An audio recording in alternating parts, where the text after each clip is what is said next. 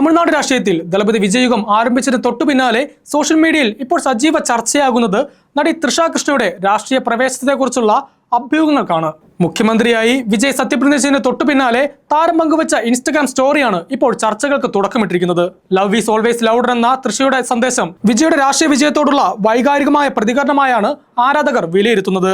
വിജയുടെ സത്യപ്രതിജ്ഞാ ചടങ്ങിൽ വിജയുടെ മാതാപിതാക്കൾക്കൊപ്പം തൃഷ മുൻനിരയിൽ ഇരുന്നതും വലിയ വാർത്തയായിരുന്നു. വിജയുടെ ഭാര്യ സംഗീതയുടെയും മക്കളുടെയും അഭാവം ചടങ്ങിൽ പ്രകടമായിരുന്നപ്പോൾ തൃഷയുടെ സാന്നിധ്യം ആരാധകർക്കിടയിൽ പല വിധത്തിലുമുള്ള വ്യാഖ്യാനങ്ങൾക്ക് വഴിവെച്ചു. ഇതിന് പിന്നാലെയാണ് തൃഷയുടെ പഴയൊരു അഭിമുഖം വൈറലാവുന്നത്.